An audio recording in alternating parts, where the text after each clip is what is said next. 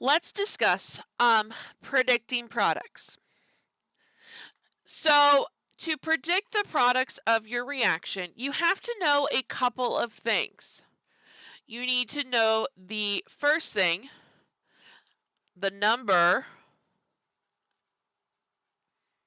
of products or number of reactants you have. That'll tell you how many products.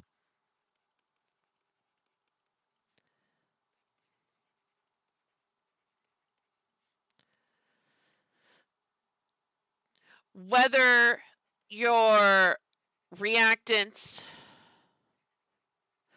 are compounds or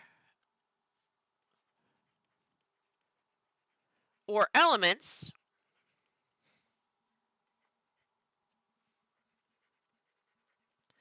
This will help you determine the type of reaction.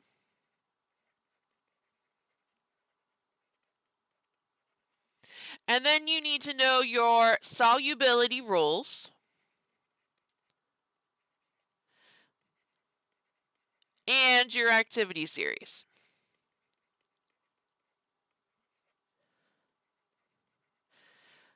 Now, this can be a little bit difficult. So I have given you a flow chart on the next page that will help you be able to predict the products if you're just given the reactants in a chemical equation. And this is where we need to know these three things in order to be able to kind of fill in this flow chart. So the first question you ask yourself when you're given a set of reactants, you ask yourself, one, do you have one or two reactants? The reason why we ask this is pretty much all of your types of reactions, except for one, will have two reactants. If you have one reactant, okay, then you automatically have a decomposition reaction. And so in a decomposition reaction, for this class, you are just to break it apart and make two products by their elemental components. You will not have to break down polyatomic ions. You will just have to break down, essentially, if you had FeO, you would have to break it down into Fe and O2.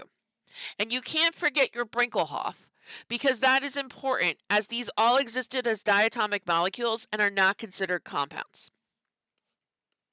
Now, if you do have two reactants, you have four types of reactions left over.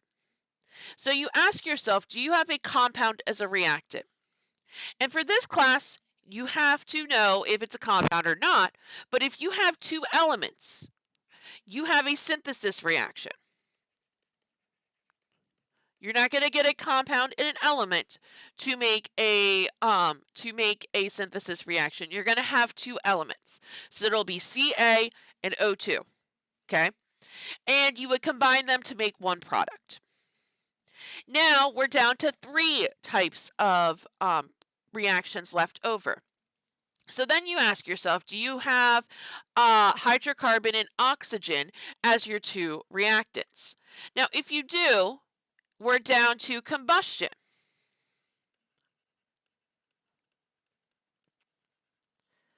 Okay, and the products in those cases are always going to be carbon dioxide and water.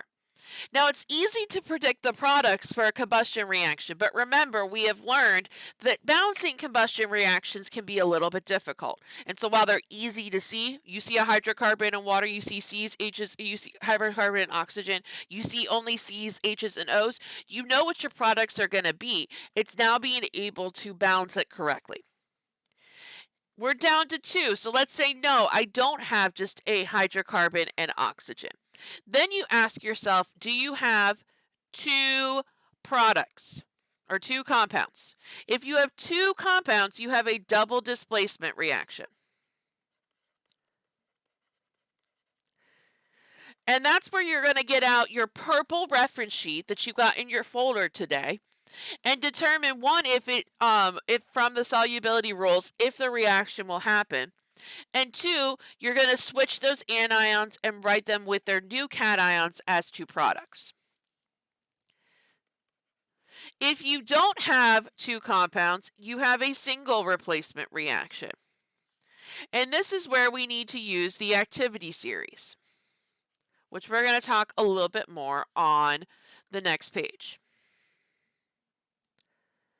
So if it does occur based off of the activity series, you're going to switch the anion and write the other element as with the other reactant, and write the other reactant as an element. And we'll see that in a little bit.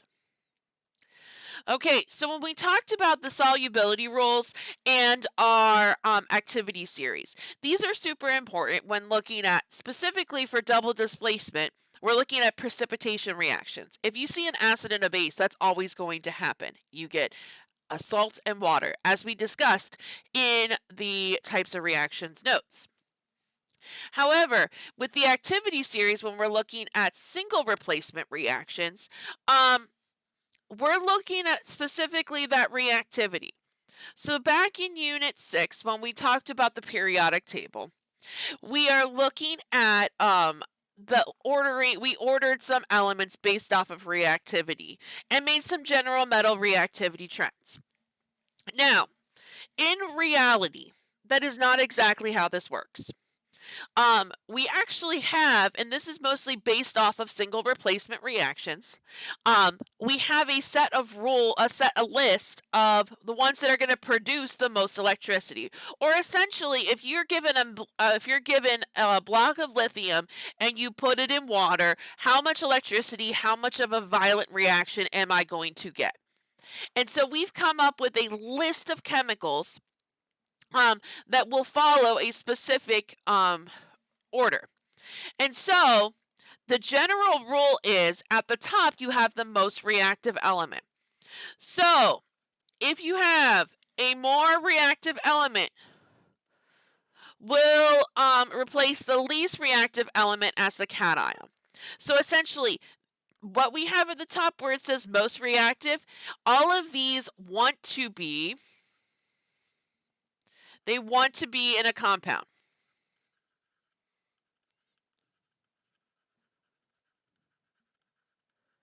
They're ready. They're ready to gain those they're ready to lose those electrons and become part of a compound. They're not stable in their elemental form.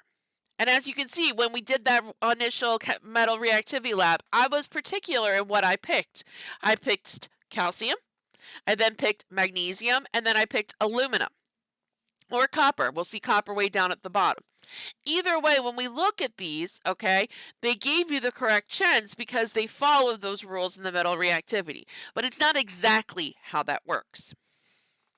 Now, how you determine if a reaction will or not occur will be if the more reactive element, okay, is already a cation, then the reaction will not occur. So if it's already a part of the compound, and let's say you have copper as your metal, this is not going to happen because these here down here at the bottom where it says least reactive are going to want to be metals. They're perfectly stable in their metal form. It's why we used to use gold, which we see is down at the bottom here, as a measure of currency and the value of $1 in the United States, because gold will not react with oxygen, it won't react with hydrogen, it won't react with really anything if it's just in its gold metal form. And so we can have it for years upon years upon years, and we will see zero rust. We will see zero reaction. And so it will weigh the same as it started in 1801 as it would today. When we went to the credit system, that's where inflation came into play. But before that, when we had our gold as our standard of measurement, that is how we were able to really measure what the value of $1 was. Now, when we look at double displacement reactions, I have some general rules for solubility. Now, you were given a purple reference sheet in your folder that looks something similar to what I have pictured here. Okay, you have your solubility rules, and this gives a detailed outline. So here if it says soluble and it's an S, that means that it is soluble. So essentially you're not going to see any cloudiness or not going to produce a precipitate. What we're really looking for is these N's where we have something that is insoluble. So when we look at these, okay, we're looking for wherever it says N. If it says S the whole entire time, okay, then that's generally not going to be a thing. Our slightly solubles, for our purposes, will be counted as insoluble. Okay, so if you're given something where it lands on slightly soluble, we're going to assume that it's insoluble because it's really only slightly soluble. It's only soluble under certain conditions. So our general rules of solubility is, and this is ones that you can remember, really the big one is nitrates are always soluble in all alkaline metals, and ammonium are always going to be soluble. Now, if you have sulfides, which they talked about in our opening video, they're typically insoluble. Again, unless they are with our alkaline metals. The same thing applies to our carbonates and phosphates. They're generally going to be insoluble. Our sulfates will be somewhat soluble. Again, this would be where if I saw a sulfate, I'm probably looking at my reference sheet. And chlorides, bromides, and iodides are only soluble except with lead, silver, and mercury. So, the general rule is that we're looking for those insolubles, okay, or a precipitate.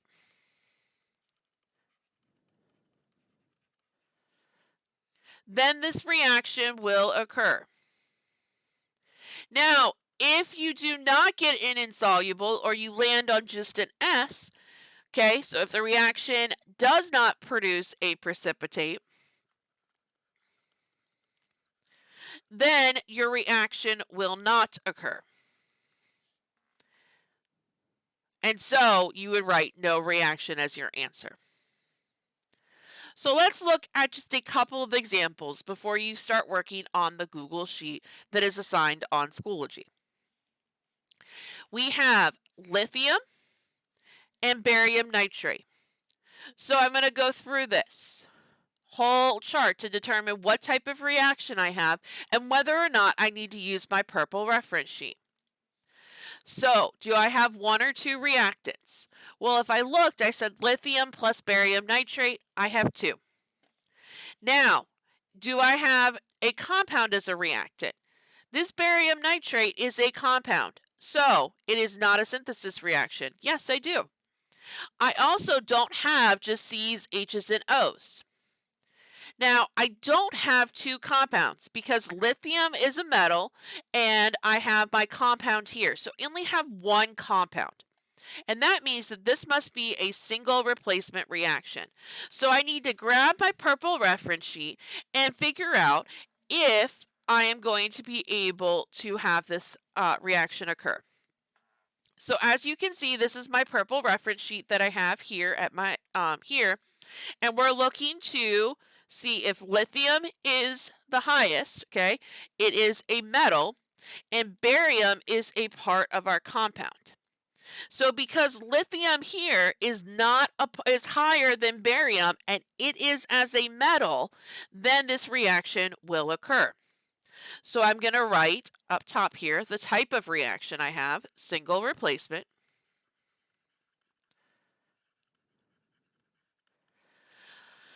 I am going to switch my anion with my cation. Now, if we recall, lithium's in group 1. It gets a +1 charge. Nitrate is on your blue reference sheet and gets a -1 charge. When I crisscross these, and this is where my nomenclature comes back to bite us, I would get LiNO3. And then I'm going to leave this barium by itself, Ba.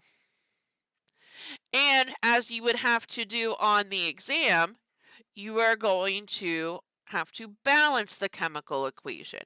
And because we have the nitrate on both sides, we can leave our NO3 together. So I have 1, 1, 2, 1, 1, 1.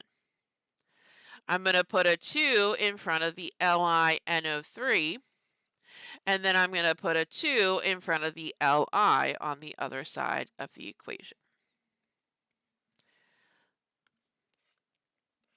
Our next example is calcium plus oxygen goes to form.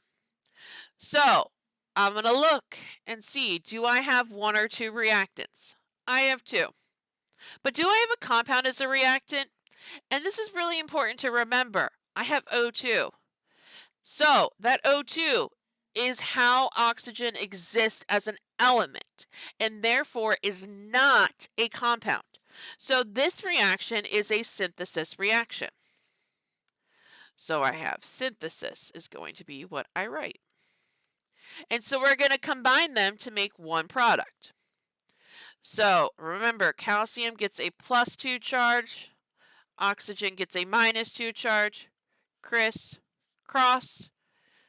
Okay, that would be Ca2O2, which becomes CaO. We're going to balance. This is going to put a 2 in front to make our oxygens 2. And when I do that, I need to put a 2 in front of my Ca. Now my final example, okay, we're going to go through this again. We have sodium phosphate and plus barium nitrate goes to form something. So we're going to look and see, do you have 1 or 2 reactants? I have 2 reactants. Both of them are compounds. So yes, I do have a compound. And I don't just have C's, H's, and O's. And I have 2 compounds. So it is a double displacement reaction. Now, because it's a double displacement reaction and I don't see H or OH to indicate an acid or a base, then this must be a precipitation reaction and I need to go to my solubility rules. So I'm going to get out my purple reference sheet again and I'm going to show you how I would figure out if this reaction would occur or not. So I'm looking to see, okay, if I switch my cations, I'm going to have, and this is just to look on my sheet before I even put anything, I'm going to have Na with NO3 and Ba with PO4.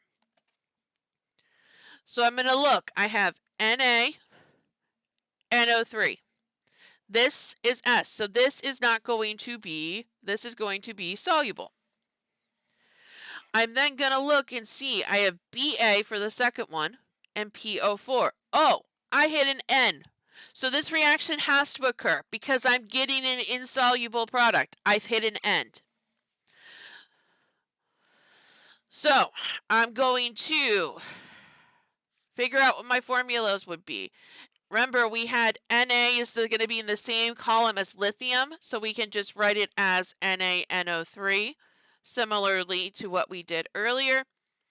Okay, Ba is in our group 2, and PO4 has got a -3 charge. So when we crisscross that, we get Ba2, or Ba3, sorry, and PO4 2.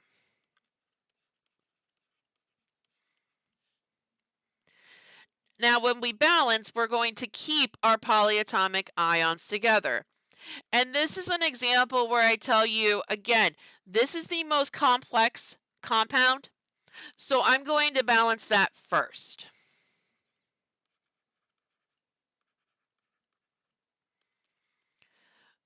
Oh, I have 2 PO4s, 3, 1, 3, 1, 1, and 2.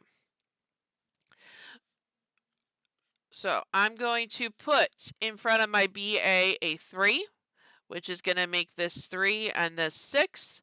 I'm going to put a 2 in front of my PO4, which makes this 6 and 2. And then my final thing will be a 6 in front of the NaNO3.